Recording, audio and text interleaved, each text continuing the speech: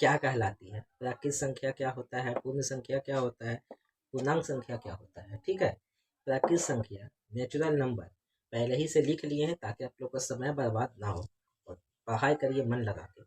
पूर्ण संख्या इंग्लिश में बोलेंगे होल नंबर, पूर्णांक संख्या मतलब इंटीजर नंबर इंग्लिश में।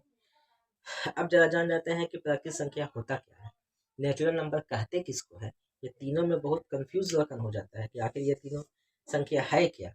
बहुत सारा बुक में तुमको बनाने के लिए जब देगा कंपटीशन के एग्जाम में कि 4 प्राकृत संख्याओं का माध्य निकाले, 4 प्राकृत संख्याओं का औसत निकाले, तो इस तरह से बहुत पूछ सकता है। तो पूर्णांक संख्या, पूर्ण संख्या, प्राकृत संख्या क्या होता है उसके बारे में आज जान जाते हैं। आज के बाद कभी देखने का जरूरत नहीं पड़ेगा, आप सिर्फ मेरे चैनल पे लगातार बने रहिए, कहीं पे से कुछ और देखने की जरूरत नहीं पड़ेगा। प्राकृत संख्या क्या होता है, तो वैसी संख्या, क्या, वैसी संख्या जो, वैसी संख्या जो जो एक से अनंत तक जाता हो,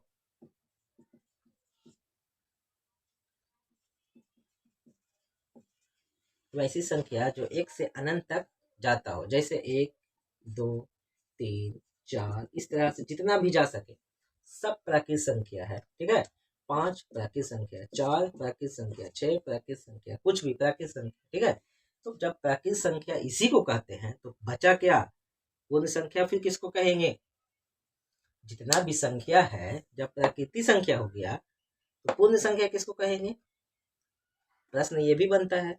तो पूर्ण संख्या कहते हैं इसको तो रहेगा ही, साथ साथ जीरो से जो स्टार्ट हो, जीरो से 1, 2, 3, 4, 5, 6, वैसी संख्या जो जीरो से लेकर अनंत तक हो उसे पूर्ण संख्या कहते हैं। आया बात समझ में। लीजिए अब जीरो भी हो गया, एक से अनंत तक हो गया, तो यह प्राकृत संख्या हो गया, पूर्ण संख्या हो गया। तो पूर्णांक संख्या आप किसको कहेंगे, इंटीजर नंबर है क्या। अब इंटीजर नंबर किसको कहेंगे, तो इत्मीनान रहिए सब जानेंगे।